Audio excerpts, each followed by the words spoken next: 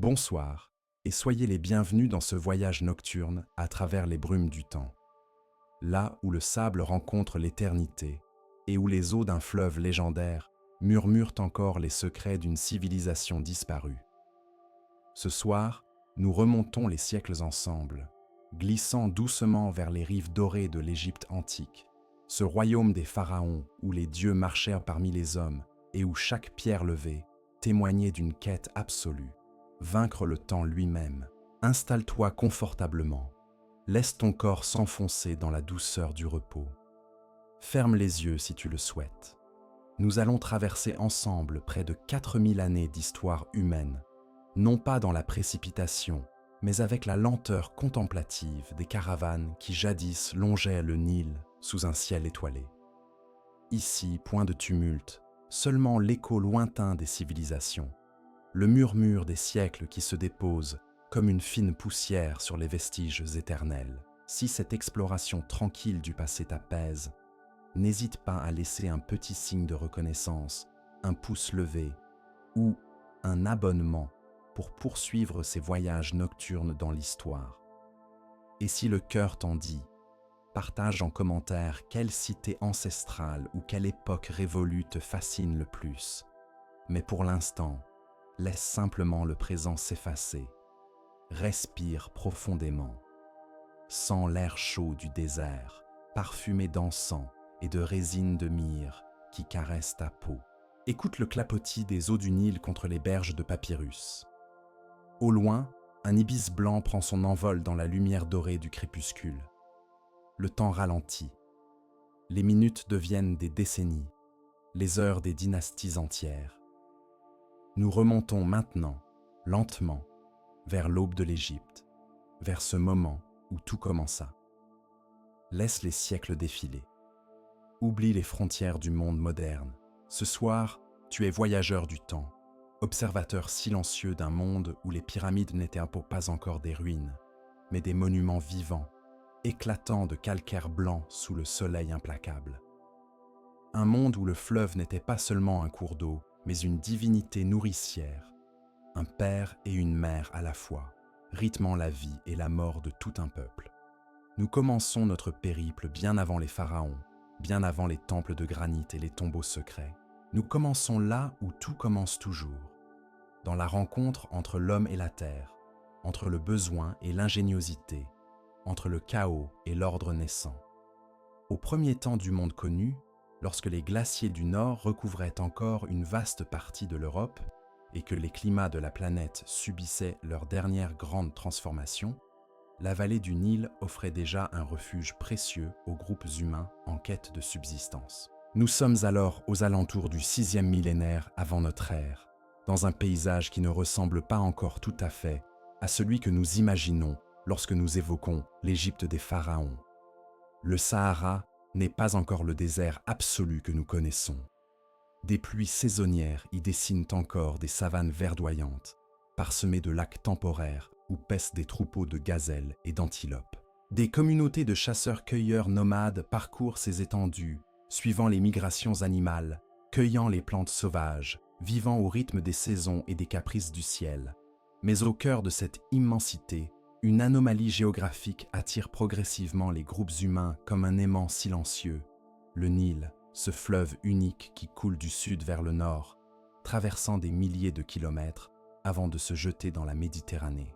Contrairement aux autres cours d'eau du monde, le Nil connaît une crue annuelle prévisible, provoquée par les pluies diluviennes qui s'abattent sur les hauts plateaux éthiopiens, loin, très loin en amont. Ces eaux gonflées transportent avec elles un limon noir et fertile qui, en se déposant sur les rives lors de la décrue, transforme la vallée en un ruban de vie au milieu d'un environnement de plus en plus aride. Les premiers habitants de cette vallée bénie ne construisent pas encore de cités. Ils vivent dans des campements semi-permanents, des huttes de roseaux et de boue séchée regroupées en clans familiaux. Ils domestiquent progressivement les plantes sauvages, apprennent à cultiver l'orge et le blé en mer, à élever des chèvres, des moutons, puis des bovins. La chasse et la pêche demeurent essentielles. Les eaux du Nil regorgent de poissons, de crocodiles et d'hippopotames, créatures à la fois vénérées et redoutées. Lentement, imperceptiblement, au fil des générations, ces communautés développent des savoir-faire de plus en plus sophistiqués. La poterie apparaît, d'abord rudimentaire, puis de plus en plus raffinée, ornée de motifs géométriques ou figuratifs. Les outils de pierre polie remplacent les anciennes lames taillées. Les morts ne sont plus simplement abandonnés, mais inhumés avec soin, parfois accompagnés d'objets du quotidien, de parures en coquillage ou en os, premier signe d'une croyance naissante en une forme d'existence après la mort. Les villages se multiplient le long du Nil, chacun développant ses propres traditions, ses propres divinités tutélaires, souvent incarnées par des animaux locaux, le faucon, le chacal, le cobra, le crocodile, le taureau. Ces divinités primitives ne sont pas encore organisées en un panthéon cohérent, mais elles témoignent déjà d'une volonté de donner sens au monde, de nommer les forces invisibles qui gouvernent la vie et la mort, la fertilité et la sécheresse, l'ordre et le chaos. Vers le 4e millénaire avant notre ère, une transformation capitale s'amorce. Les villages se regroupent progressivement en entités politiques plus vastes, formant des chefferies, puis de petits royaumes. La vallée du Nil se divise naturellement en deux grandes régions distinctes. Au sud, la Haute-Égypte, cette longue et étroite bande fertile enserrée entre deux déserts, où les communautés vivent en contact direct avec la Nubie et ses richesses en or et en ivoire. Au nord, la Basse-Égypte, là où le fleuve se divise en multiples bras pour former le delta, zone marécageuse et luxuriante ouverte sur la Méditerranée et les échanges avec le Levant. Ces deux Égyptes développent des cultures distinctes, tout en partageant la même dépendance vitale envers le fleuve. En Haute-Égypte, les villages se regroupent autour de centres cérémoniels où s'élèvent les premiers sanctuaires en briques crues. Les élites locales affirment leur pouvoir en contrôlant les surplus agricoles, en organisant les travaux d'irrigation, en arbitrant les conflits. Les morts de haut rang sont désormais enterrés dans des tombes de plus en plus élaborées, avec des offrandes nombreuses, jarres de bière, galettes de pain, parures, armes. En Basse-Égypte, les communautés tirent profit de la diversité écologique du delta, mêlant agriculture, élevage, pêche et chasse aux oiseaux migrateurs. Les contacts avec les populations du Proche-Orient s'intensifient, apportant de nouvelles technologies, de nouvelles idées. L'influence de la Mésopotamie se fait sentir. Des motifs décoratifs, des techniques métallurgiques, peut-être même des concepts administratifs voyagent le long des routes commerciales.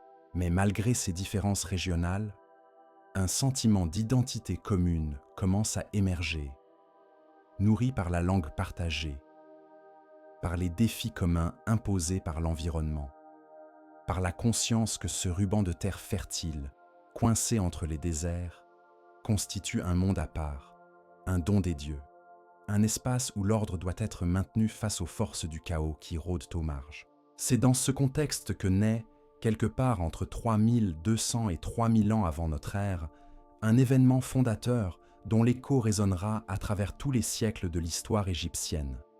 L'unification des deux terres, la fusion de la Haute et de la Basse-Égypte en un seul royaume sous l'autorité d'un roi unique. Les récits qui nous sont parvenus, gravés sur des palettes votives, sur des massues cérémonielles, sur les murs des temples construits bien plus tard, attribuent cette unification à un souverain légendaire nommé Narmer, que certaines traditions identifient avec Ménès, le premier roi de la première dynastie. Sur la célèbre palette de Narmer, conservée et retrouvée des millénaires plus tard, nous voyons le roi représenté coiffé alternativement de la couronne blanche de Haute-Égypte et de la couronne rouge de Basse-Égypte, frappant ses ennemis, dominant les forces du désordre, établissant l'ordre, cette Ma'at qui deviendra le concept central de toute la civilisation égyptienne. Que s'est-il réellement passé lors de cette unification? Les détails nous échappent, perdus dans les brumes de l'histoire. Fût-ce une conquête militaire brutale, une série de campagnes menées par les rois de Haute-Égypte contre les chefferies du Delta? Fût-ce plutôt un processus graduel d'alliance matrimoniale, de soumission volontaire, de fédération progressive face à des menaces extérieures. Sans doute un mélange complexe de tout cela. Ce qui importe, c'est que pour la première fois, un territoire de près de 1000 km de long se trouve unifié sous une autorité centrale, sous le règne d'un souverain qui n'est plus simplement un chef de clan ou un roi local, mais qui s'affirme comme l'incarnation vivante de l'ordre cosmique, comme le garant de l'équilibre entre les hommes et les dieux, entre le ciel et la terre, entre le fleuve nourricier et les déserts menaçants. La nouvelle capitale s'établit à la jonction symbolique entre les deux terres, là où la vallée étroite de Haute-Égypte s'ouvre sur le delta de Basse-Égypte. Memphis, la ville des murs blancs, ainsi nommée pour ses imposantes murailles de calcaire. De ce centre stratégique, les premiers rois dynastiques vont rayonner leur autorité, envoyer des expéditions commerciales vers la Nubie et le Sinaï, organiser l'exploitation des carrières de pierre, mettre en place une administration naissante. L'écriture fait son apparition, d'abord sous une forme rudimentaire, servant principalement à enregistrer les transactions économiques, les quantités de grains stockés, les tributs perçus. Mais rapidement, elle se sophistique, donnant naissance aux hiéroglyphes, cette écriture sacrée qui marie l'image et le son, le concret et l'abstrait, et qui restera en usage, presque inchangée dans ses principes, pendant plus de 3000 ans. Les premières dynasties, celles que nous appelons aujourd'hui l'époque tinnite ou la période archaïque, voient se mettre en place les fondements de ce qui deviendra la civilisation pharaonique. Les rois ne sont pas encore les bâtisseurs de pyramides colossales, mais ils affirment déjà leur statut divin. Leurs tombes, construites à Abydos et à Saqqara, prennent la forme de mastabas, ces structures rectangulaires en briques crues qui préfigurent les monuments à venir. Autour de ces sépultures royales, des centaines de tombes plus modestes abritent les serviteurs, les artisans, les membres de la cour, parfois sacrifiés pour accompagner leur maître dans l'au-delà, pratique qui sera progressivement abandonnée au profit de représentations symboliques. La religion s'organise et se structure. Les divinités locales commencent à se hiérarchiser, à former des familles divines, des triades. À Héliopolis, les prêtres élaborent un mythe de la création où le dieu soleil Atum surgit du chaos primordial, l'océan Nun, pour engendrer l'univers. À Memphis, on vénère Ptah, le dieu créateur qui façonne le monde par la parole et la pensée. Ces cosmogonies différentes ne s'excluent pas. Elles coexistent, s'entremêlent, témoignant d'une pensée religieuse riche et non dogmatique. Le concept de Ma'at, difficile à traduire mais essentiel à comprendre, émerge comme le pilier de la pensée égyptienne. Ma'at désigne à la fois la vérité, la justice, l'ordre cosmique, l'harmonie universelle. C'est elle qui maintient le soleil sur sa course, qui fait monter les eaux du Nil au moment propice, qui permet aux récoltes de pousser, qui assure la victoire du jour sur la nuit, de la vie sur la mort. Le pharaon, en tant qu'intermédiaire entre les dieux et les hommes, a pour mission suprême de maintenir Ma'at, de repousser Isfet, le chaos, le désordre, la stérilité. Cette vision du monde, où tout est interconnecté, où chaque action humaine a une répercussion cosmique, où le rituel religieux ne se sépare pas de l'acte politique ou économique, va structurer toute la civilisation égyptienne. Le pharaon ne règne pas simplement par la force ou par l'hérédité. Il règne parce qu'il est le garant de cet ordre fragile et précieux. Les décennies succèdent aux décennies, les règnes aux règnes. Les scribes, cette nouvelle classe d'administrateurs lettrés, tiennent méticuleusement les comptes du royaume. Les artisans perfectionnent leurs techniques. Les agriculteurs, génération après génération, affinent leur connaissance des cycles du fleuve. La société se stratifie de plus en plus nettement. Au sommet, le pharaon et la famille royale. Juste en dessous, les grands prêtres et les hauts fonctionnaires. Puis les scribes, les artisans spécialisés, les soldats. Enfin, la vaste masse des paysans qui constituent l'écrasante majorité de la population. Mais cette hiérarchie, rigide en apparence, n'est pas totalement figée. Un homme de naissance modeste peut, par son intelligence et son habileté, accéder aux fonctions de scribe, puis gravir les échelons de l'administration. Les femmes égyptiennes jouissent de droits relativement étendus pour l'époque. Elles peuvent posséder des biens, hériter, divorcer, exercer certaines professions, voire, dans des cas exceptionnels, accéder au trône. La vie quotidienne, pour la majorité des Égyptiens, se déroule au rythme immuable des saisons agricoles. L'année se divise en 3 périodes. Akhet, la saison de l'inondation, quand le Nil sort de son lit et recouvre les champs d'une eau limoneuse. Péret, la saison de la décrue et des semailles, quand les paysans labourent et plantent. Shemou, la saison de la récolte et de la sécheresse, quand les grains sont coupés, battus, engrangés. Pendant Akhet, lorsque les champs sont immergés et que les travaux agricoles sont impossibles, les paysans sont mobilisés pour les grands chantiers royaux. Creuser des canaux, extraire des blocs de pierre dans les carrières, transporter ces blocs jusqu'au chantier de construction. Ce système, souvent décrit comme une corvée oppressive, remplit aussi une fonction de redistribution économique et de cohésion sociale, offrant aux travailleurs nourriture, logement et la fierté de participer à une œuvre éternelle. Les villages s'animent de la vie quotidienne.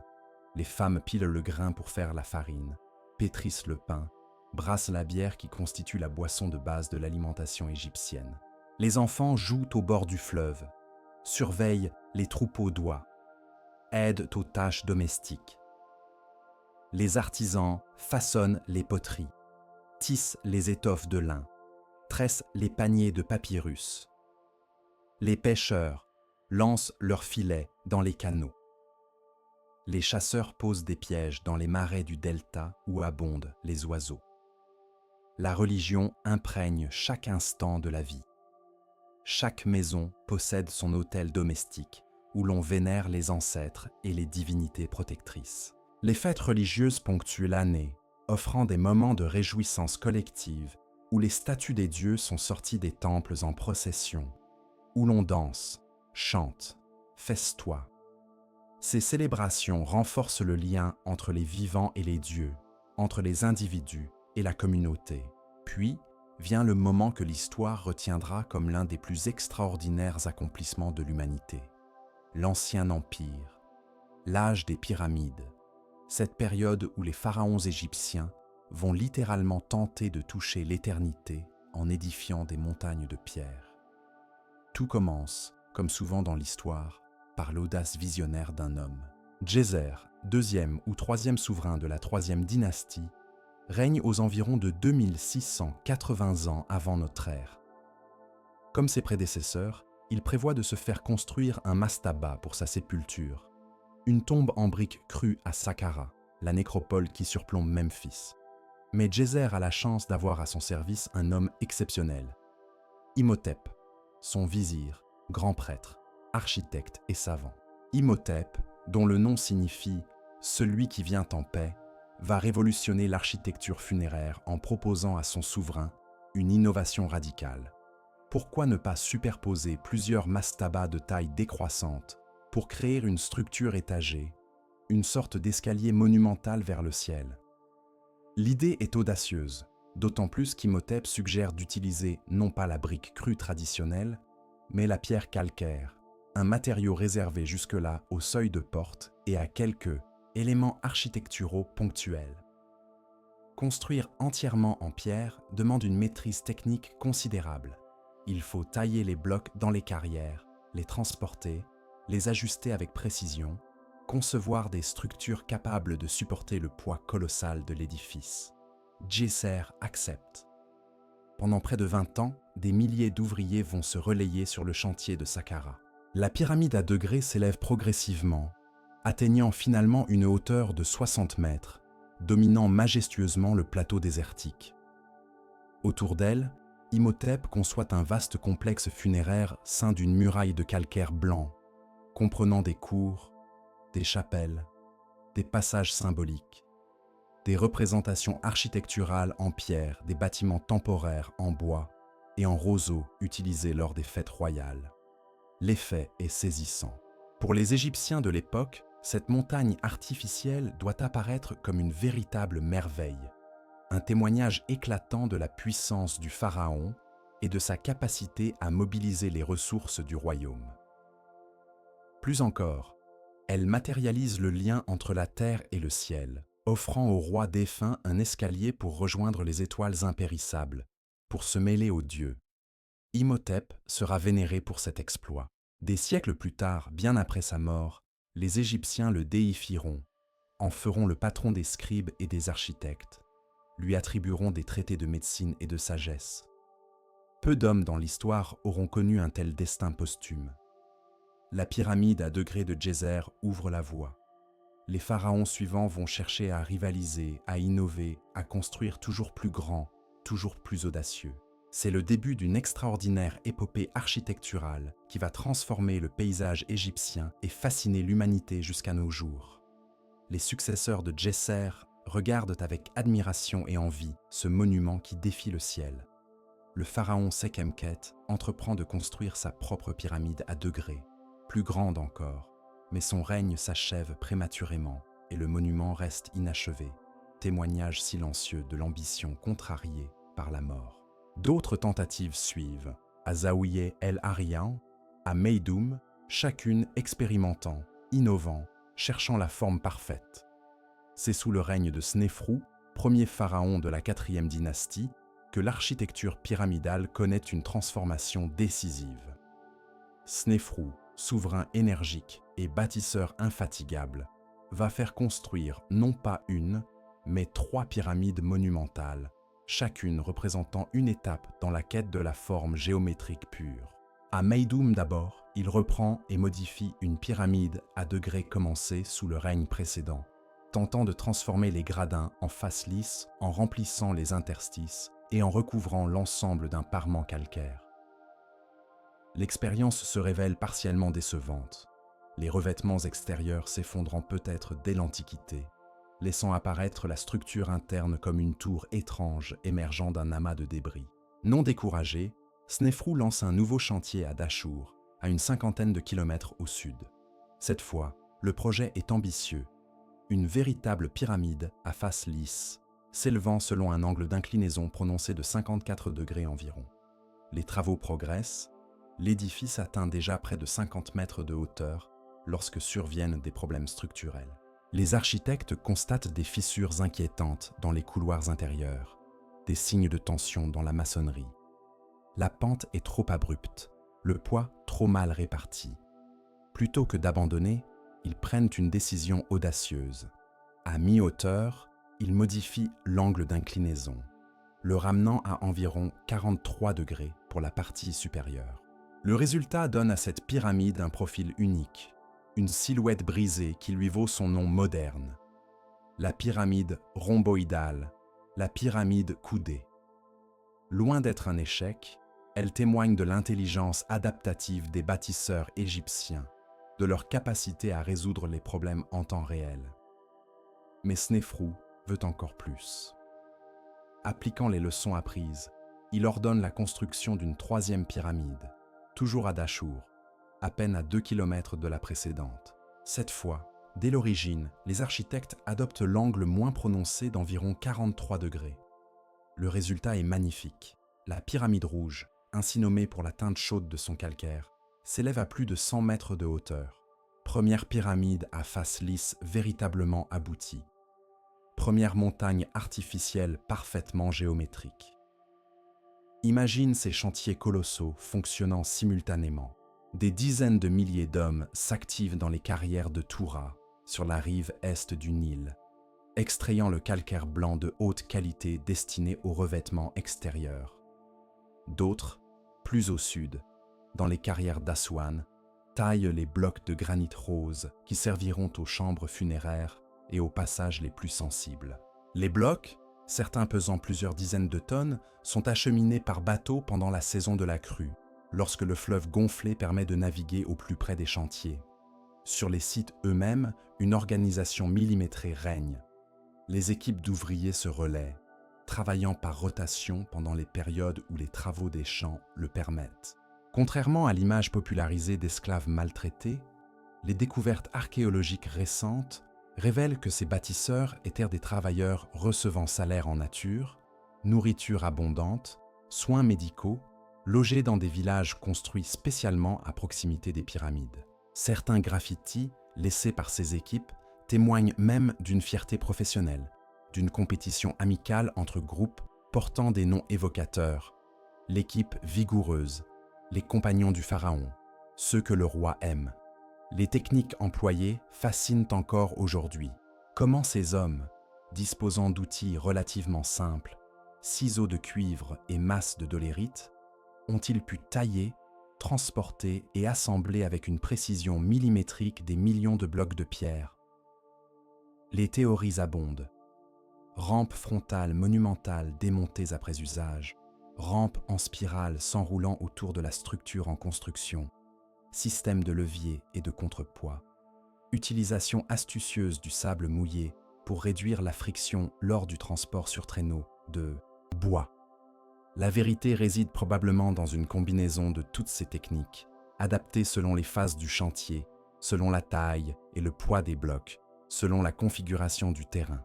Ce qui importe, au-delà de la prouesse technique, c'est la mobilisation humaine que représentent ces projets, la coordination nécessaire entre carriers, transporteurs, maçons, géomètres, architectes, administrateurs chargés de nourrir et loger les travailleurs, scribes enregistrant chaque livraison, chaque journée de travail. Après Snéfrou vient son fils, celui qui va construire le monument le plus célèbre de toute l'Antiquité, Khéops, que les Égyptiens nomment Khufu. Son règne, aux alentours de 2560 ans avant notre ère, marque l'apogée de l'Ancien Empire. Le royaume est prospère, stable, unifié. Les campagnes militaires en Nubie et au Sinaï assurent un approvisionnement régulier en ressources précieuses. L'administration fonctionne efficacement. Le moment est venu de réaliser l'ultime exploit architectural. Khéops choisit pour site le plateau de Gizeh, dominant la vallée du Nil près de Memphis, lieu où le calcaire affleure en quantité et qualité suffisantes. Le projet est titanesque, une pyramide de 146 mètres de hauteur, composée d'environ 2 300 000 blocs de pierre, recouverte d'un parement de calcaire blanc poli qui reflètera le soleil comme un miroir géant, coiffé d'un pyramidion probablement doré ou plaqué d'électrum. Les travaux durent 23 années, mobilisant selon les saisons entre 10 et 40 000 hommes. Le chantier devient une véritable ville, avec ses quartiers d'habitation, ses boulangeries industrielles capables de produire des milliers de pains quotidiens, ses brasseries fournissant la bière qui constitue une part essentielle du salaire, ses ateliers de métallurgie, ses infirmeries où des médecins soignent les accidents inévitables sur un tel chantier. L'intérieur de la pyramide révèle une sophistication architecturale stupéfiante. Un réseau complexe de couloirs et de chambres traverse la masse rocheuse. La grande galerie, ce couloir ascendant de près de 50 mètres de long et de 8 mètres de hauteur, avec ses parois en encorbellement, demeure l'un des chefs-d'œuvre de l'architecture antique. La chambre du roi, entièrement revêtue de granit d'Assouan, abrite le sarcophage monolithe dans lequel reposera la momie du pharaon.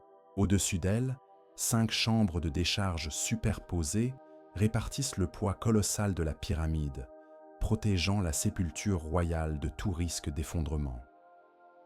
Lorsque la pyramide s'achève enfin, elle domine majestueusement le paysage, visible à des kilomètres à la ronde, phare de pierre proclamant la gloire du pharaon et la puissance de l'Égypte. Les voyageurs venant de Méditerranée, les caravanes arrivant du désert, tous sont saisis de stupeur devant cette montagne artificielle qui défie l'entendement. Autour de la grande pyramide s'organise tout un complexe funéraire. 3 petites pyramides pour les épouses royales, un temple funéraire accolé à la face, et où se dérouleront quotidiennement les rituels d'offrande.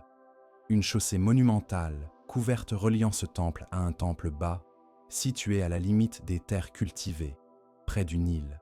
Des rangées de mastabas ordonnées s'étendent de part et d'autre, sépultures des hauts dignitaires, des princes et princesses, disposés selon un plan d'urbanisme funéraire rigoureux, reflétant dans la mort la hiérarchie qui structurait la vie. Le fils de Khéops, Djedefre règne brièvement et choisit de construire sa pyramide plus au nord, à Abu Rawash, tentant peut-être d'affirmer son indépendance vis-à-vis du site paternel. Mais c'est son demi-frère et successeur Khéphren qui reprendra le flambeau à Gizeh. Khéphren construit la deuxième grande pyramide du plateau, légèrement plus petite que celle de son père, culminant à 143 mètres, mais positionnée sur un terrain plus élevé, ce qui lui donne l'illusion d'une taille équivalente. Sa pyramide conserve encore au sommet une partie du parement de calcaire fin qui la recouvrait entièrement, nous permettant d'imaginer l'éclat originel de ces monuments lorsqu'ils étaient neufs, lisses et blancs sous le soleil égyptien. C'est également Khéphren qui fait tailler dans un éperon rocheux naturel la statue colossale du Sphinx, ce lion à tête humaine long de 73 mètres, gardien éternel orienté vers l'Orient, vers le soleil levant.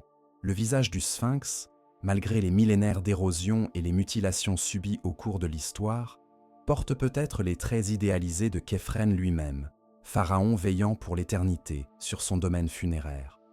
Le Sphinx s'intègre dans le complexe architectural de la pyramide, aligné avec le temple de la vallée, cette structure massive en granit rose et calcaire où se déroulaient les rituels de purification et de momification.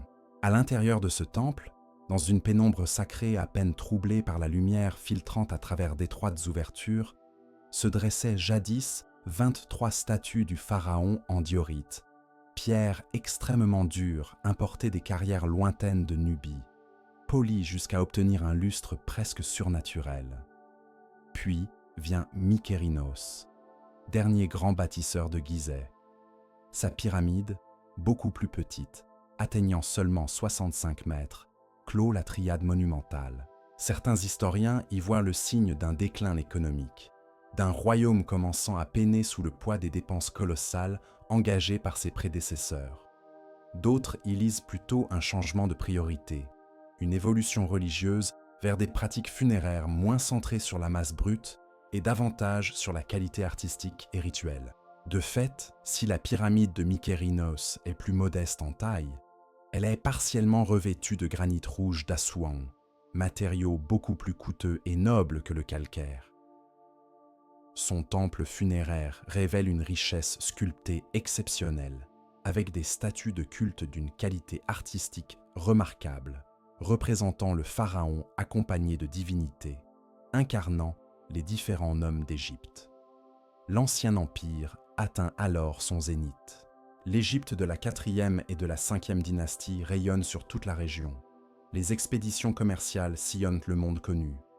Au nord, des navires égyptiens commercent avec les ports du Levant, Byblos particulièrement, d'où provient le bois de cèdre indispensable à la construction navale et à l'architecture monumentale, l'Égypte étant pauvre en arbres de haute futaie. Ses relations avec Byblos sont si anciennes et si importantes que la ville deviendra pratiquement une colonie culturelle égyptienne. À l'est, dans le Sinaï, des expéditions minières régulières exploitent les gisements de cuivre et de turquoise. Les reliefs rupestres gravés dans le Wadi Maghara montrent les pharaons de l'Ancien Empire frappant symboliquement les Bédouins locaux, affirmant leur domination sur cette région stratégique. Le cuivre du Sinaï alimente les ateliers de métallurgie qui produisent les outils nécessaires aux chantiers de construction, aux travaux agricoles, à l'armement des soldats. Au sud, en Nubie, les relations sont plus complexes, mêlant commerce, diplomatie et intervention militaire. La Nubie regorge de richesses convoitées, l'or des mines du désert oriental, l'ivoire et les peaux d'animaux exotiques, l'ébène, l'encens, les esclaves. Des forteresses égyptiennes jalonnent la vallée du Nil nubien, contrôlant les routes commerciales. Les chefs locaux nubiens sont intégrés dans le système tributaire égyptien, envoyant régulièrement des offrandes à Memphis en échange de protection et de biens manufacturés égyptiens. Au-delà de la Nubie proche, des expéditions s'aventurent vers des contrées presque mythiques. Le pays de Pont, situé probablement sur les côtes de l'actuelle Somalie ou du Yémen, devient une destination prisée. On en rapporte l'encens et la myrrhe indispensables aux rituels religieux, des babouins, des léopards, de l'ivoire, de l'ébène. Les inscriptions et les reliefs décrivant ces expéditions les parent d'un caractère merveilleux, presque fabuleux, comme des voyages aux confins du monde connu. Cette prospérité économique et cette stabilité politique se reflètent dans tous les aspects de la civilisation. L'art égyptien atteint une perfection classique durant l'Ancien Empire. Les statues sculptées dans le calcaire, le granit ou la diorite capturent l'essence idéalisée des individus, équilibrant réalisme et stylisation, éternité et humanité. Les scribes assis en tailleur, attentifs et sereins, les couples royaux enlacés, les serviteurs accomplissant leurs tâches quotidiennes, tous figés dans la pierre pour l'éternité, peuplent les mastabas et les temples. Les parois des tombes se couvrent de reliefs peints d'une délicatesse extraordinaire.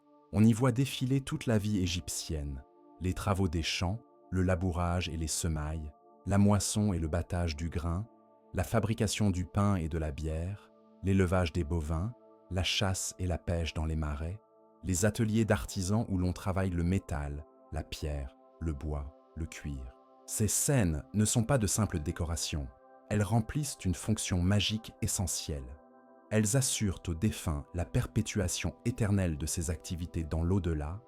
Elles créent par l'image et le mot une réalité parallèle où le mort continuera à jouir de tous les plaisirs et de toutes les nécessités de la vie.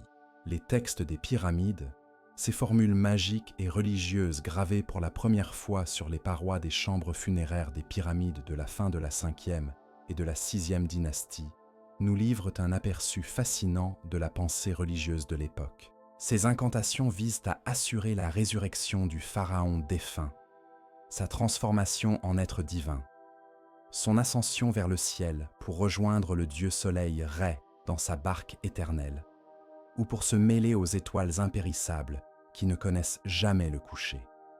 La religion solaire prend une importance croissante durant l'Ancien Empire.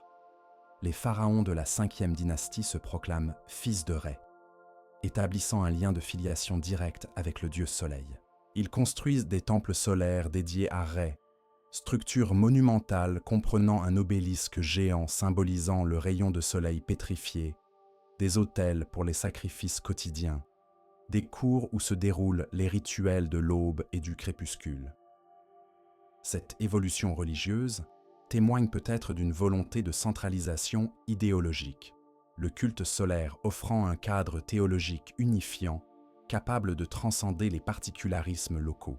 Le soleil, visible par tous, parcourant chaque jour le ciel d'est en ouest, triomphant chaque matin des ténèbres de la nuit, offre une métaphore puissante de l'ordre, de la régularité, de la renaissance perpétuelle. Mais sous cette façade de puissance et d'harmonie, des tensions latentes travaillent progressivement le royaume. Le coût pharaonique des constructions pyramidales pèse lourdement sur l'économie. Les pharaons ont accordé d'immenses donations foncières aux temples et aux domaines funéraires, exemptant ces terres de l'impôt royal. Au fil des générations, une part croissante des ressources du pays échappe ainsi au contrôle direct du pouvoir central. Les grands dignitaires, gouverneurs de province, grands prêtres, hauts fonctionnaires, accumulent richesse et pouvoir. Leurs tombes deviennent de plus en plus somptueuses, rivalisant presque avec celles des princes royaux. Certains postes administratifs tendent à devenir héréditaires, créant de véritables dynasties locales dont la loyauté envers le pharaon devient plus nominale que réelle. Le pouvoir royal lui-même connaît des moments de faiblesse. Certains règnes sont très longs, comme celui de Pépi II à la fin de la 6e dynastie, qui aurait duré près de 64 ans selon la tradition. Si cette longévité témoigne d'une certaine stabilité, elle pose aussi des problèmes. Le pharaon, vieillissant, perd progressivement son autorité effective, tandis que les régents et les hauts fonctionnaires accumulent un pouvoir réel. Les provinces éloignées commencent à s'émanciper.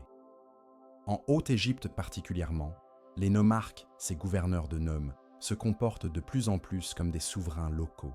Ils lèvent leurs propres milices, rendent la justice, perçoivent les impôts, dont une part décroissante remonte jusqu'à Memphis. Dans leurs inscriptions biographiques, ils mettent en avant leurs réalisations locales, se présentent comme les bienfaiteurs de leur province, minimisant ou omettant parfois leur subordination au pharaon. Les conditions climatiques elles-mêmes semblent se détériorer. Des indices paléoclimatiques suggèrent qu'une période de sécheresse accrue affecte toute la région méditerranéenne orientale vers la fin du IIIe millénaire. Le Nil connaît des crues insuffisantes plusieurs années de suite, provoquant famine et troubles sociaux. Les textes de l'époque, rares mais poignants, évoquent la faim, le désordre, l'effondrement des certitudes. Lentement, imperceptiblement d'abord, puis avec une accélération croissante, l'édifice de l'Ancien Empire se lézarde. Après la mort de Pépi II, la succession devient confuse. Plusieurs pharaons se succèdent rapidement, certains régnant à peine quelques années, voire quelques mois. L'autorité centrale s'effrite. Les nomarques refusent d'obéir. Des dynasties rivales émergent en différents points du pays. L'Égypte entre dans ce que les historiens appelleront la première période intermédiaire, temps de troubles et de fragmentation qui durera près de 150 ans. Le pays se divise de nouveau, comme avant l'unification originelle, entre plusieurs royaumes concurrents. À Héracléopolis, en Moyenne Égypte, une dynastie se proclame légitime, contrôlant le nord. À Thèbes, en Haute-Égypte, une autre famille royale émerge, étendant progressivement son autorité vers le sud. Ce sont des temps sombres, où l'ordre ancien s'est effondré sans qu'un nouvel équilibre n'émerge clairement. Les textes de l'époque, les rares qui nous soient parvenus, sont empreints d'un pessimisme inhabituel dans la littérature égyptienne. Les lamentations d'Hippu-Ur, même si leur datation exacte reste débattue, dépeignent un monde à l'envers. Les riches sont dépossédés, les pauvres s'emparent des biens, les tombes sont pillées, les temples abandonnés, le Nil charrie des cadavres, la Maat a disparu. Pourtant, même dans ces temps troublés, la civilisation égyptienne ne s'éteint pas. Dans les provinces, la vie continue. Les artisans produisent, les paysans cultivent, les scribes écrivent. L'art provincial, s'il perd la perfection technique de l'Ancien Empire, gagne parfois en spontanéité et en vivacité. Des styles régionaux se développent, témoignant d'une créativité libérée des contraintes de la cour memphite. Et surtout, la mémoire de l'unité perdue, de la grandeur passée, demeure vivace. Les dynasties rivales ne remettent pas en cause le concept même de l'Égypte unie sous un seul pharaon. Elles revendiquent chacune d'être les véritables héritières de cette tradition, les légitimes restauratrices de l'ordre. Cette mémoire partagée, ce référent commun à un âge d'or révolu, constituera paradoxalement le ferment de la réunification future. À Thèbes, les princes locaux de la 11e dynastie étendent progressivement leur contrôle. Génération après génération, ils conquièrent les noms voisins, soumettent les chefs locaux, restaurent les canaux d'irrigation, remettent en état les temples. Leur puissance grandit, leur ambition aussi. Ils ne se contentent plus d'être les maîtres de la Haute-Égypte, ils veulent restaurer l'Égypte unifiée des anciens temps. Bloco 3. Le conflit entre Thèbes et Héracléopolis devient inévitable. Deux visions de l'Égypte s'affrontent, deux légitimités rivales, deux ambitions irréconciliables. Les armées se déploient le long du Nil, les forteresses changent de main, les alliances locales se font et se défont au gré des victoires et des défaites. Ce sont des guerres où les nomarques jouent leur propre jeu, s'alliant tantôt avec l'un, tantôt avec l'autre camp, cherchant à préserver ou à accroître leur autonomie dans ce grand bouleversement. Les textes retrouvés dans les tombes thébaines de cette époque révèlent une atmosphère de tension, mais aussi de fierté martiale. Les officiers se vantent de leurs exploits, évoquent les batailles, les sièges, les conquêtes. Un certain Antef, serviteur du prince thébain, fait graver sur les parois de sa sépulture: « J'ai suivi mon maître lors de ses campagnes vers le nord. J'ai combattu vaillamment. J'ai rapporté du butin. J'ai agrandi les frontières de Thèbes. » Ces inscriptions, rares pour l'époque, témoignent d'un esprit guerrier inhabituel dans la tradition égyptienne, davantage tournée vers la célébration de l'ordre et de l'harmonie que vers la glorification des conflits. C'est finalement sous le règne de Montuhotep II, aux alentours de 2010 ans avant notre ère, que Thébès triomphe définitivement. Après des décennies de lutte intermittente, les armées thébaines s'emparent d'Héracléopolis, soumettent la Moyenne Égypte, puis progressent inexorablement vers le delta. L'un après l'autre, les noms du Nord reconnaissent l'autorité du prince thébain. L'Égypte, après 150 années de division, retrouve son unité. Montuhotep II, conscient de la portée symbolique de son accomplissement, adopte un nouveau nom de couronnement, celui qui unit les deux terres, rappelant explicitement l'œuvre fondatrice de Narmer plus d'un millénaire auparavant. Il se pose en restaurateur de l'ordre ancien, en pharaon réunificateur, inaugurant une nouvelle ère de prospérité. Les Égyptiens postérieurs le considéreront comme le fondateur du Moyen Empire, cette période qui s'étend approximativement de 2050 à 1785 ans avant notre ère. Le Moyen Empire représente un âge de renaissance, de consolidation, de maturité civilisationnelle. Si l'Ancien Empire fut le temps de la jeunesse éclatante et des réalisations titanesques, le Moyen Empire est celui de la sagesse acquise, de l'équilibre retrouvé, de l'approfondissement culturel. L'Égypte qui émerge de la première période intermédiaire n'est plus tout à fait celle d'avant. Elle a traversé l'épreuve de la fragmentation, connu le doute, expérimenté la pluralité. Cette expérience l'a transformée. Montuhotep II établit sa capitale à Thèbes, cette ville qui n'était qu'un bourg provincial à l'époque de l'Ancien Empire et qui devient désormais le cœur du royaume. Thèbes, située en Haute-Égypte, à plus de 600 km au sud de Memphis, bénéficie d'une position stratégique contrôlant les routes vers la Nubie et le désert oriental.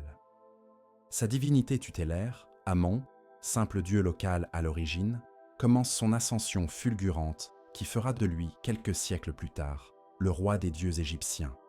Le pharaon fait construire sur la rive ouest de Thèbes, au pied des falaises de Deir el-Bahari, un monument funéraire d'un type entièrement nouveau.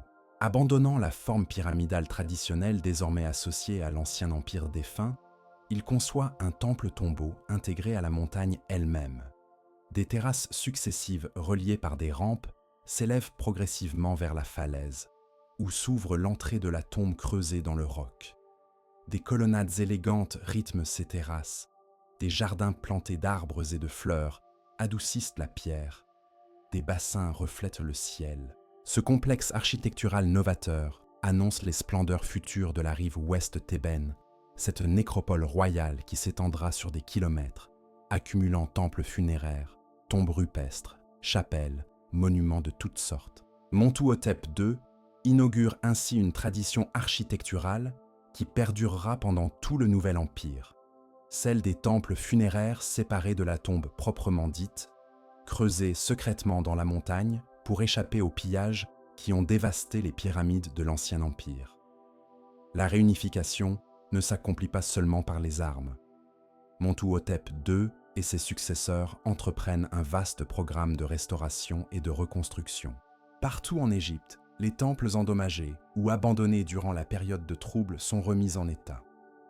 Les canaux d'irrigation obstrués sont curés, les digues réparées, les bassins de rétention reconstruits. L'administration centrale est réorganisée, les nomarques les plus récalcitrants remplacés par des fonctionnaires loyaux, issus souvent de l'entourage royal thébain. Mais les pharaons du Moyen Empire ne peuvent ni ne veulent revenir purement et simplement au modèle de l'Ancien Empire. Ils ont compris que la centralisation excessive, la mobilisation de ressources colossales pour les projets funéraires royaux, l'appauvrissement progressif du pouvoir central au profit des temples et des domaines exemptés d'impôts avaient conduit à l'effondrement. Une nouvelle synthèse doit être trouvée, équilibrant autorité centrale et autonomie provinciale, grandeur royale et prospérité générale.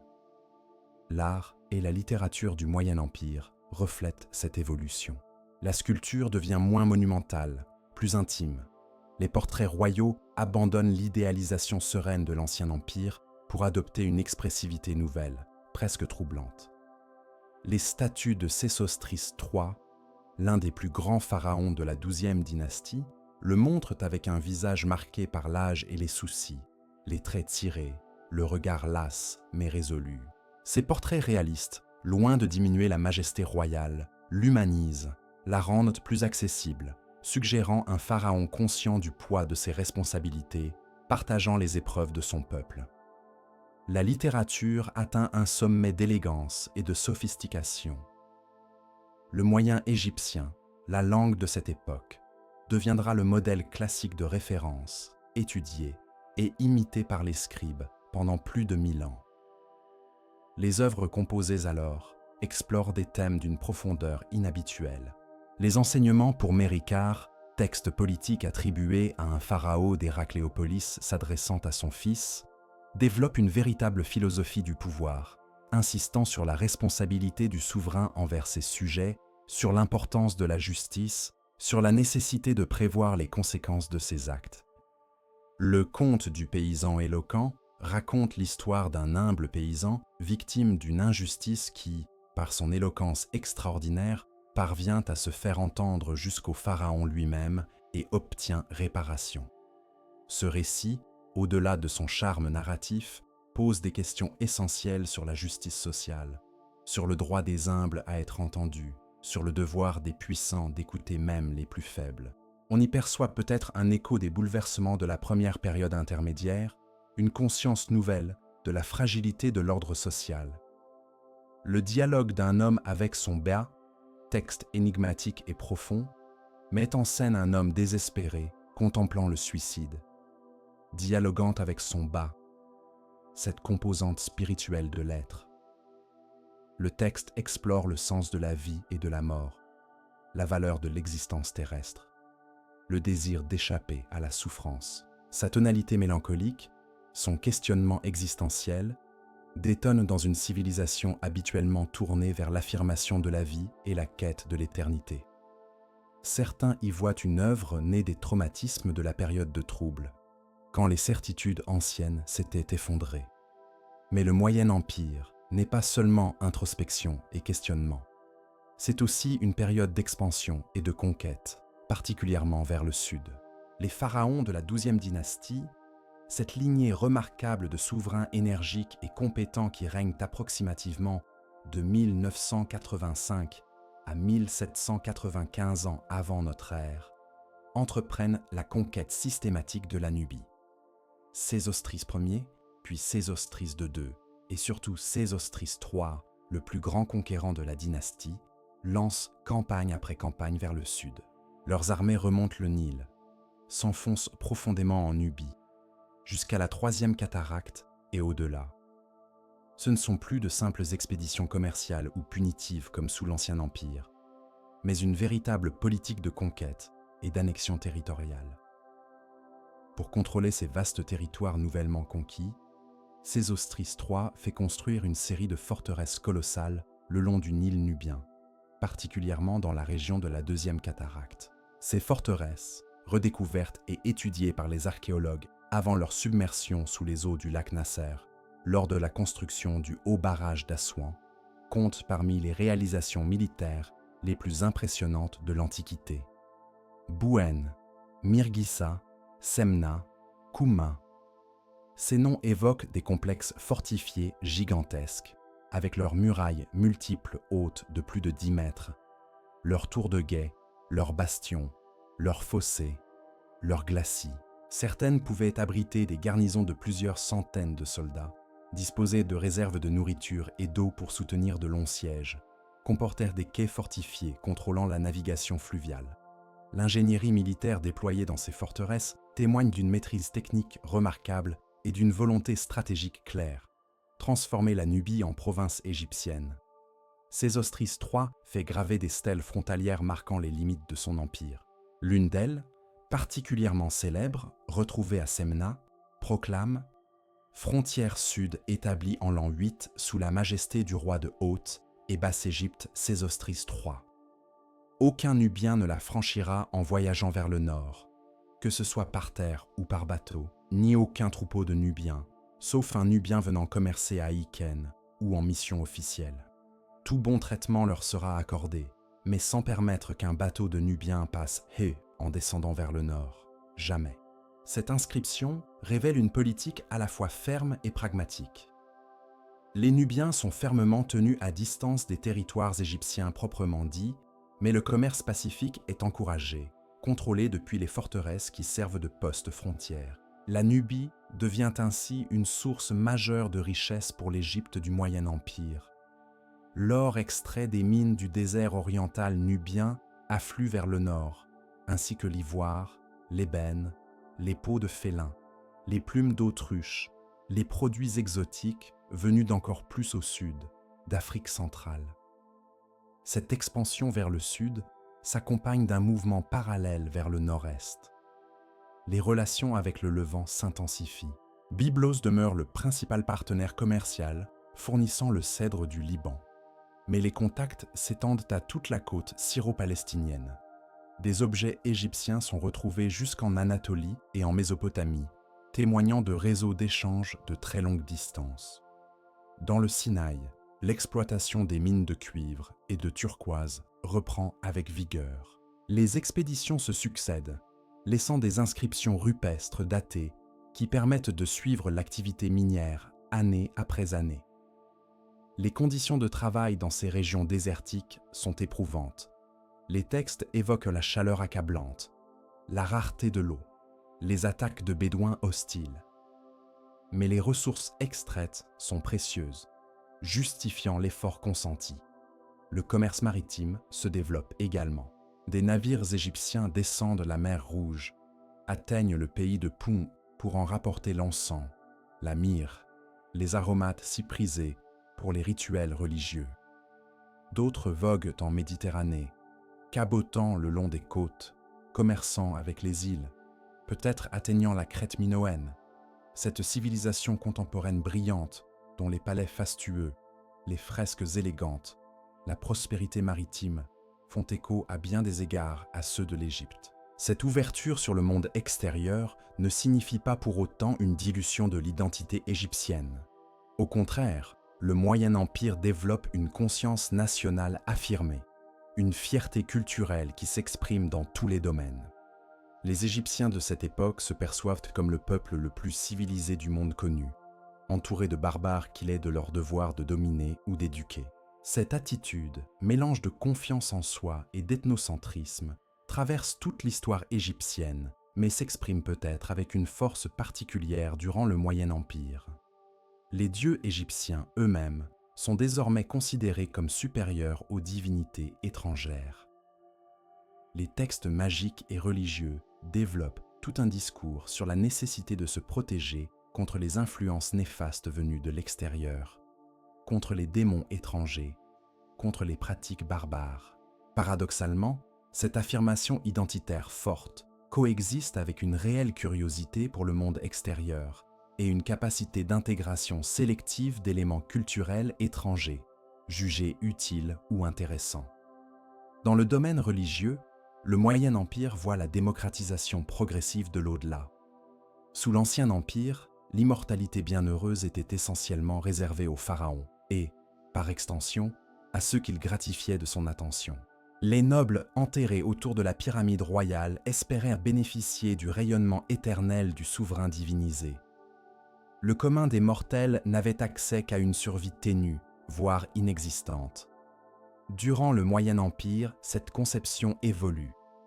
Les pratiques funéraires autrefois réservées aux pharaons se diffusent dans l'ensemble de la société. Les textes des sarcophages, développement des anciens textes des pyramides, sont désormais inscrits sur les parois intérieures des cercueils de nobles, de prêtres, de hauts fonctionnaires, leur assurant les formules magiques nécessaires pour naviguer dans l'au-delà. Le culte d'Osiris, dieu mort et ressuscité, juge des défunts dans le monde souterrain, connaît une popularité croissante. Selon le mythe osirien, élaboré et diffusé durant cette période, Osiris fut jadis un pharaon juste et bon qui enseigna la civilisation aux humains. Son frère jaloux Seth le tua et dispersa son corps démembré à travers l'Égypte. Isis, épouse fidèle et magicienne puissante, rassembla les morceaux épars, reconstitua le corps grâce à ses sortilèges, et rendit brièvement vie à Osiris le temps de concevoir un fils, Horus, qui vengera son père et rétablira l'ordre. Osiris, désormais roi du monde des morts, accueille les défunts et préside à leur jugement. Ce mythe offre un modèle rassurant. La mort n'est plus une fin définitive, mais une transformation, un passage vers une autre forme d'existence. Tout Égyptien qui a mené une vie juste, qui connaît les formules magiques appropriées, qui dispose d'un équipement funéraire adéquat, peut espérer être déclaré juste de voix lors du jugement d'Osiris et accéder à une vie éternelle bienheureuse dans les champs d'Ialou, paradis agricole où les récoltes sont toujours abondantes, où le travail est léger, où règne paix et prospérité éternelle. Cette démocratisation de l'au-delà a des implications sociales importantes. Elle atténue les distinctions de classe face à la mort, du moins en principe. Elle crée un marché considérable pour les prêtres, les embaumeurs, les fabricants de cercueils, les scribes copiant les textes funéraires, les artisans produisant le mobilier funéraire. Elle stimule une piété populaire nouvelle, centrée sur les sanctuaires d'Osiris, particulièrement celui d'Abydos en Haute-Égypte, lieu supposé de sa sépulture originelle. Abydos devient le grand centre de pèlerinage de l'Égypte du Moyen Empire. Chaque Égyptien rêve d'y effectuer au moins une fois dans sa vie un voyage pieux, d'assister au mystère d'Osiris, ces représentations rituelles reconstituant la passion du dieu. À défaut de pouvoir y être enterré, ce qui reste un privilège coûteux, on fait ériger une stèle portant son nom et sa prière, assurant ainsi une présence symbolique éternelle auprès du dieu. Des milliers de ces stèles ont été retrouvées à Abydos, touchantes suppliques anonymes traversant les millénaires. Les pharaons de la 12e dynastie, conscients de l'importance politique de contrôler les grands centres religieux, multiplient les fondations pieuses, les dons au temple, les constructions sacrées. Ils embellissent les sanctuaires d'Héliopolie, de Memphis, de Thèbes, bien sûr, où Amon prend une importance croissante, mais aussi d'innombrables temples locaux à travers tout le pays. Cette politique religieuse vise à s'assurer le soutien des clergés, à affirmer la piété royale, à légitimer le pouvoir par la faveur divine. Amenemhat III, l'un des derniers grands pharaons de la 12e dynastie, règne pendant près de 45 ans, période de prospérité et de stabilité remarquable. Son long règne permet l'accomplissement de grands travaux d'aménagement hydraulique, particulièrement dans la région du Fayoum, cette vaste dépression située à l'ouest du Nil en Moyenne-Égypte.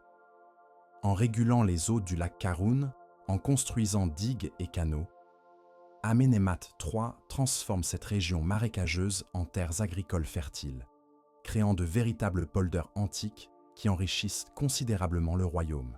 Il fait construire dans le Fayoum un complexe funéraire si vaste et si compliqué que les Grecs, 1500 ans plus tard, le nommeront le labyrinthe et le compteront parmi les merveilles du monde.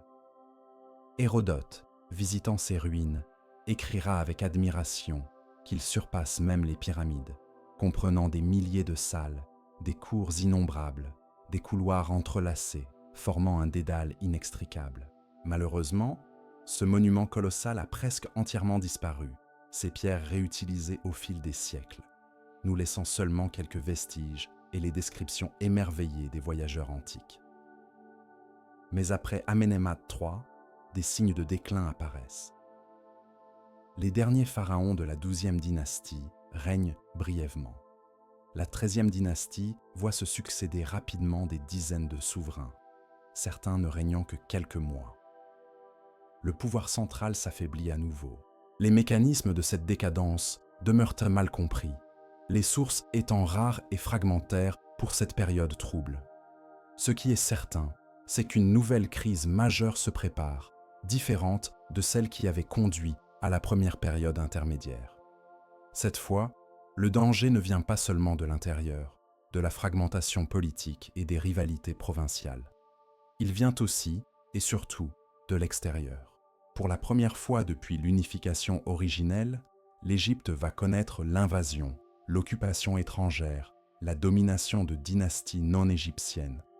Les Hyksos approchent, ces princes des pays étrangers venus du Levant, qui vont bouleverser l'histoire égyptienne et clore définitivement le Moyen Empire.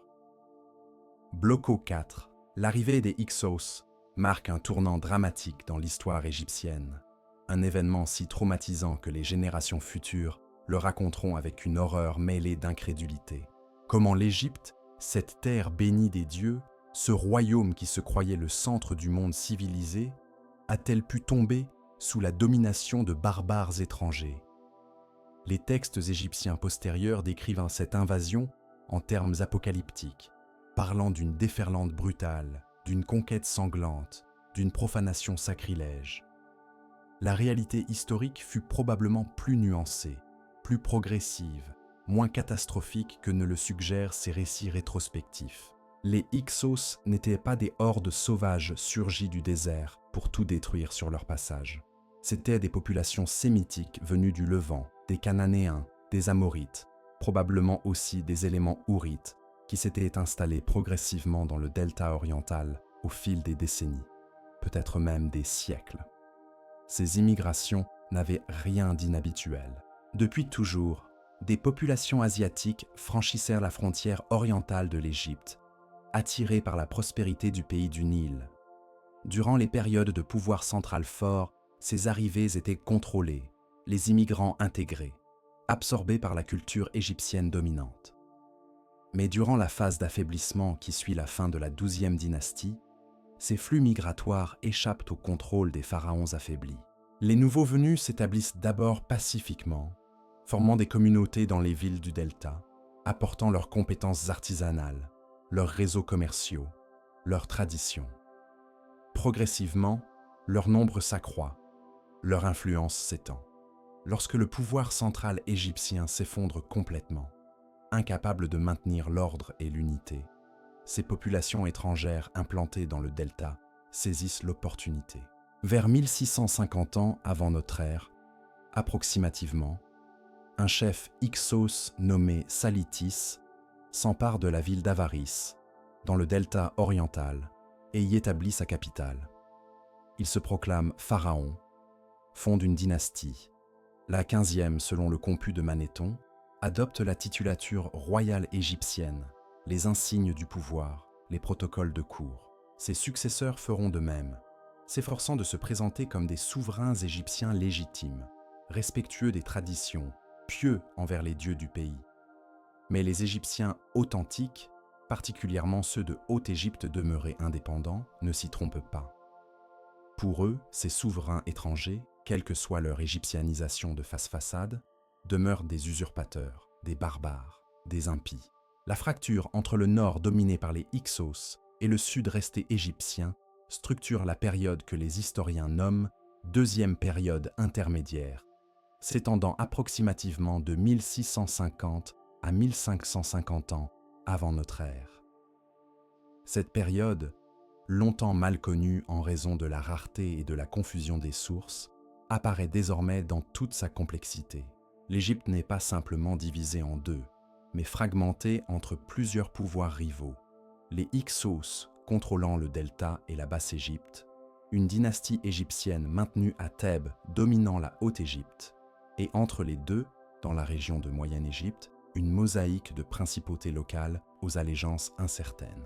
Plus au sud encore, en Nubie, les vice-rois égyptiens du Moyen Empire ont été chassés, remplacés par le royaume de Kouch, puissance nubienne indépendante et hostile qui menace la Haute-Égypte par le sud.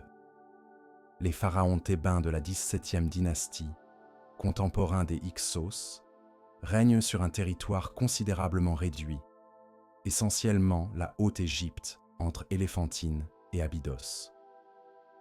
Leur pouvoir est précaire, leurs ressources limitées. Pourtant, ils maintiennent vivante la flamme de la résistance égyptienne, conservent les traditions, préservent la culture et surtout transmettent de génération en génération le projet de reconquête, le rêve de réunification, l'espoir de chasser les envahisseurs. Cette situation de partition perdure pendant près d'un siècle. Les relations entre Hyksos et Thébains oscille entre périodes de coexistence tendue, échanges commerciaux pragmatiques et phases de conflits ouverts. Un texte célèbre, le Conte de l'Hippopotame, conservé sur un papyrus fragmentaire, rapporte un incident qui aurait déclenché la guerre de libération.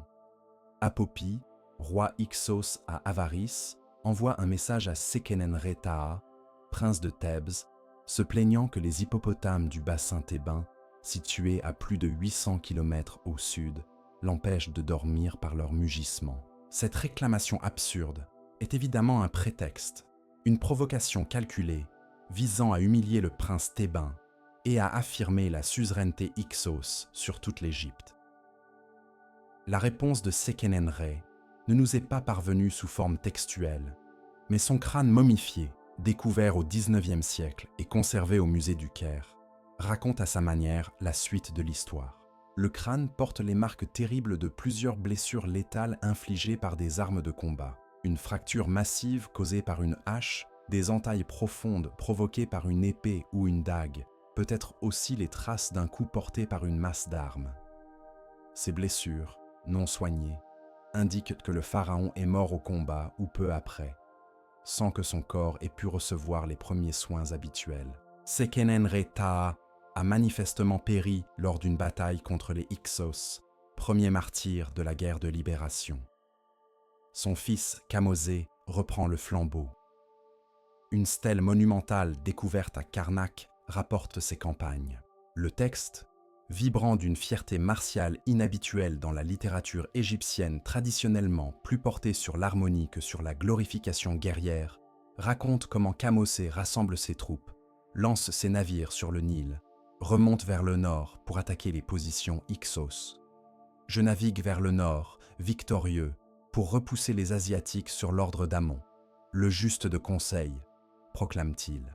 La stèle décrit des combats acharnés, des villes assiégées, des pillages, des massacres. Kamosé s'empare de villes de Moyenne-Égypte, intercepte des messagers Hyksos tentant de coordonner leurs actions avec le royaume de Couche au sud, encerclant ainsi Thèbes entre deux ennemis. Il parvient jusqu'aux abords d'Avaris elle-même, assiège la capitale Hyksos, ravage ses environs. Mais il ne peut s'en emparer définitivement. La guerre tourne à l'impasse. Kamosé meurt jeune, peut-être lui aussi au combat, sans avoir achevé la libération du pays. C'est son frère ou demi-frère Ahmosé qui accomplira finalement l'œuvre commencée par Seqenenre et poursuivie par Kamosé. Parvenu au pouvoir très jeune, probablement encore enfant, Ahmosé bénéficie d'une longue période pour consolider sa position, réorganiser ses forces, préparer méthodiquement la conquête finale. Vers 1550 ans avant notre ère, après une série de campagnes dont les détails nous échappent largement, il s'empare définitivement d'Avaris, chasse les Hyksos hors d'Égypte, les poursuit jusque dans leur place forte du sud du Levant, assiège et prend la ville de Charouen après un siège de 3 ans selon certaines sources. La victoire d'Ahmosé marque la fin de la deuxième période intermédiaire et l'avènement du Nouvel Empire, cette période glorieuse s'étendant de 1550 à 1069 ans avant notre ère, durant laquelle l'Égypte atteindra l'apogée de sa puissance politique et militaire, étendra son empire du cœur de la Nubie jusqu'à l'Euphrate en Syrie, rivalisera avec les grands royaumes du Proche-Orient, rayonnera sur tout le monde méditerranéen. Mais cette splendeur future du Nouvel Empire plonge ses racines dans le traumatisme de la domination Hyksos et dans l'expérience de la guerre de libération. L'Égypte qui émerge de cette épreuve a profondément changé. Elle a découvert qu'elle n'était pas invulnérable, que sa civilisation pouvait être menacée par des forces extérieures, que sa survie dépendait de sa capacité à se défendre militairement. Cette prise de conscience transforme radicalement la politique égyptienne. Les pharaons du Nouvel Empire seront avant tout des guerriers, des conquérants, menant campagne après campagne en Asie et en Nubie, cherchant à créer des zones tampons protégeant l'Égypte des invasions futures, imposant leur domination sur les peuples voisins avant que ceux-ci ne puissent les menacer. Cette politique impériale, cette militarisation de la société égyptienne, cette glorification de la guerre et de la victoire, représentent des nouveautés radicales dans une civilisation qui, durant 2000 ans, avait privilégié la stabilité intérieure, l'harmonie cosmique, la construction monumentale, les célébrations religieuses. L'armée égyptienne elle-même se transforme. Les Hyksos avaient introduit en Égypte de nouvelles technologies militaires venues d'Asie. Le char de guerre tiré par des chevaux, l'arc composite plus puissant que l'arc simple traditionnel égyptien, de nouveaux types d'épées et de dagues, des armures améliorées. Les Égyptiens, après les avoir combattus, adoptent ces innovations, les perfectionnent, en font les instruments de leur future domination.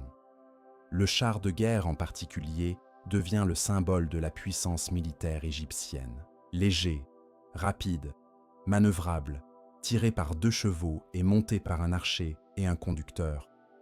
Le char égyptien du Nouvel Empire est une arme redoutable qui dominera les champs de bataille du Proche-Orient pendant plusieurs siècles.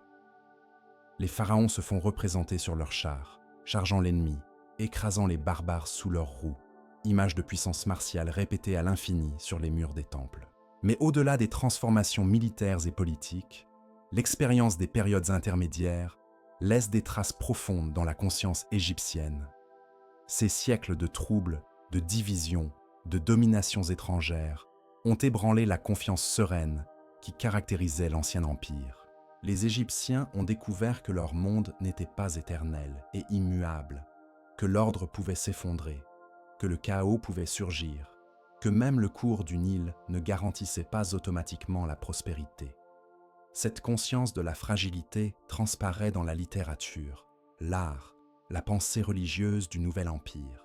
Les textes funéraires se multiplient, s'enrichissent, devenant de plus en plus détaillés dans leur description de l'au-delà et dans leurs prescriptions pour garantir la survie post-mortem.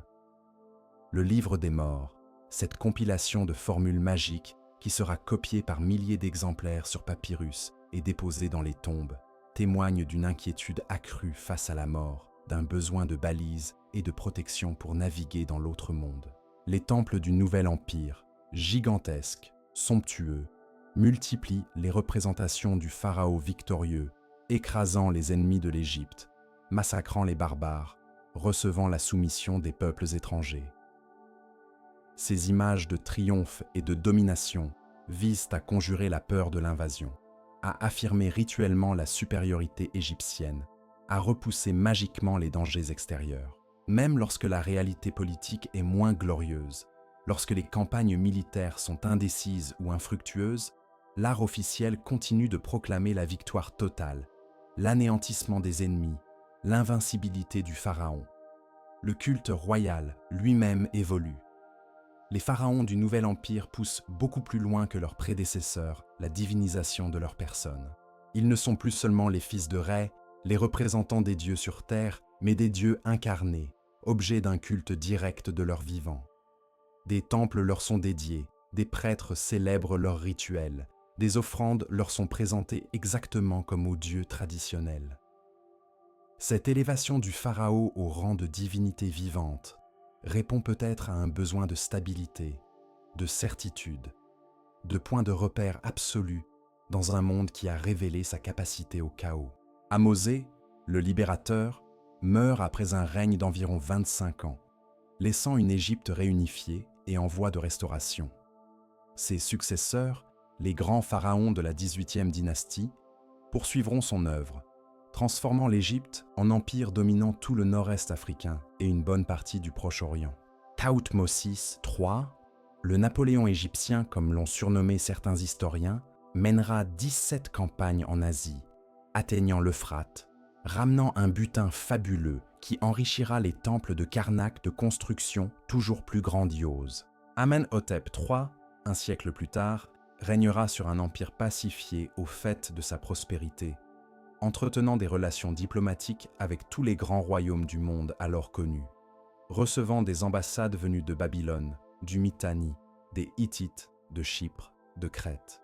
Les archives d'Amarna, découvertes à la fin du XIXe siècle, révèlent cette intense activité diplomatique, ces échanges de lettres entre souverains se traitant mutuellement de frères, négociant des mariages dynastiques, des alliances, des traités commerciaux. Son fils Amenhotep IV le pharaon hérétique mieux connu sous le nom d'Akhenaton, tentera une révolution religieuse sans précédent, supprimant le culte d'Amon et des dieux traditionnels pour imposer le culte exclusif d'Aton, le disque solaire. Cette tentative monothéiste avant la lettre, cette remise en cause radicale de millénaires de tradition, échouera finalement, conduisant à une restauration religieuse après sa mort et à une damnatio memoria, effaçant systématiquement son nom et son souvenir des monuments. Ramsès II, au XIIIe siècle avant notre ère, incarnera l'apogée du Nouvel Empire, régnant 67 ans, couvrant l'Égypte de temples et de colosses à son effigie, affrontant les Hittites lors de la célèbre bataille de Kadesh, puis signant avec eux le premier traité de paix international connu de l'histoire.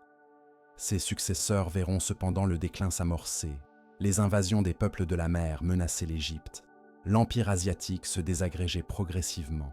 La troisième période intermédiaire, puis la basse époque, verront l'Égypte connaître à nouveau divisions, invasions, dominations étrangères. Libyens, Nubiens, Assyriens, Perses se succéderont sur le trône des pharaons. Alexandre le Grand conquérera l'Égypte en 332 ans avant notre ère. Il sera accueilli en libérateur, se fera couronner pharaon à Memphis. Ses successeurs, les Ptolémées, régneront pendant 3 siècles, hellénisant la culture égyptienne tout en adoptant les traditions pharaoniques, construisant les derniers grands temples égyptiens, ceux de Dendera, d'Edfou, de Philae. Cléopâtre VII, la dernière reine de cette dynastie, tentera de sauver l'indépendance égyptienne face à la puissance montante de Rome.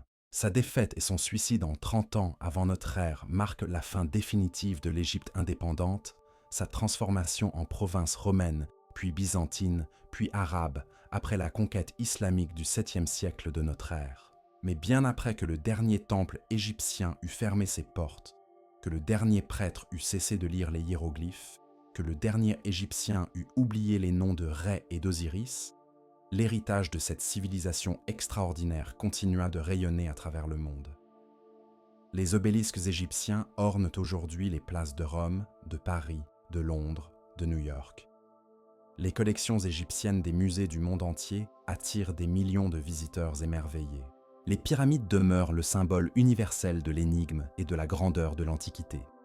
L'influence égyptienne s'est diffusée de 1000 manières, souvent insoupçonnées. L'architecture grecque a emprunté à l'Égypte la colonne, adaptant les prototypes égyptiens, en créant les ordres doriques, ioniques, corinthiens. La médecine grecque a puisé dans les traités médicaux égyptiens. La philosophie platonicienne porte la trace de concepts égyptiens sur l'âme et l'au-delà, transmis par les prêtres aux penseurs grecs venus étudier en Égypte. Le monachisme chrétien est né dans le désert égyptien, avec les premiers ermites et les premières communautés monastiques. Les arts magiques et hermétiques du Moyen-Âge et de la Renaissance se réclamaient de l'Égypte ancienne, attribuant à Hermès Trismégiste, figure syncrétique mêlant le dieu égyptien Thoth et le dieu grec Hermès, la révélation de savoirs ésotériques immémoriaux. Les francs-maçons élaborèrent des rituels et une symbolique prétendument inspirée des mystères égyptiens. L'égyptomanie qui saisit l'Europe après l'expédition d'Égypte de Bonaparte et le déchiffrement des hiéroglyphes par Champollion en 1822 exerça une influence considérable sur l'art, l'architecture, la décoration, la mode. Plus profondément encore, l'Égypte ancienne a légué au monde une certaine idée de la civilisation, de l'État, de l'ordre, de la monumentalité, de l'éternité. Elle a démontré qu'une société humaine pouvait maintenir sa cohérence, ses valeurs, ses formes culturelles sur une durée vertigineuse, traversant les millénaires tout en restant reconnaissable à elle-même. Cette continuité extraordinaire, cette capacité à absorber les chocs, à survivre aux crises, à se régénérer après chaque effondrement, demeure un sujet d'étonnement et d'admiration. Les périodes intermédiaires, loin d'être de simples parenthèses entre des âges d'or, furent des moments cruciaux de transformation et d'adaptation. Elles révélèrent la résilience profonde de la civilisation égyptienne, sa capacité à préserver son identité même dans l'adversité, à retrouver son unité après les fragmentations, à restaurer son ordre après les chaos. chaque réunification fut aussi une renaissance, apportant des innovations, de nouvelles perspectives, une maturité accrue. L'Égypte nous enseigne que les civilisations ne sont pas des entités statiques figées dans une perfection immuable, mais des organismes vivants traversant des cycles de croissance, de maturité, de déclin, parfois de mort, mais aussi de renaissance. Elle nous montre que les crises peuvent être des moments de créativité, que les effondrements peuvent préparer des renouvellements, que les fins peuvent contenir en germe de nouveaux commencements.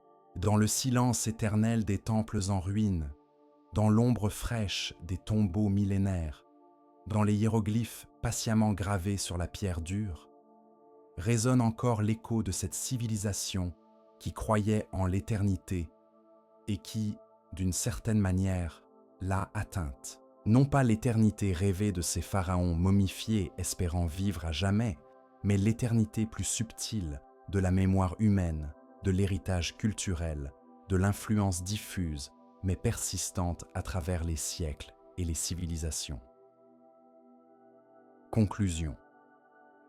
Nous voici parvenus au terme de ce long voyage à travers les siècles de l'Égypte ancienne, cette traversée paisible des époques où se sont succédés splendeur et déclin, unité et fragmentation, certitude et questionnement. Depuis les premiers villages néolithiques au bord du Nil jusqu'aux derniers pharaons hellénisés, nous avons remonté le cours d'une civilisation unique dont l'ombre portée s'étend jusqu'à nous. Les noms résonnent encore faiblement dans la brume du temps. Narmer et Khéops, Pépi et Montuhotep, Amosé et Ramsès, comme les jalons d'un chemin millénaire. Les monuments demeurent, pyramides dressées vers l'éternité, temples aux colonnes innombrables, tombeaux cachés dans les falaises thébaines. Les mots subsistent, hiéroglyphes patients déchiffrés par des générations d'égyptologues, révélant prières et récits, contes et traités, sagesse et poésie. Mais au-delà des faits et des dates, au-delà des dynasties et des conquêtes, ce que l'Égypte nous lègue est peut-être simplement une certaine manière d'habiter le temps, une façon de concevoir la continuité humaine, un art de la durée. Cette civilisation qui mesurait son histoire non en décennies mais en millénaires, qui construisait pour l'éternité, qui croyait que les noms gravés dans la pierre ne mourraient jamais, nous rappelle que nous aussi sommes les héritiers d'innombrables générations, les dépositaires d'héritages immatériels, les passeurs d'une flamme transmise depuis les origines.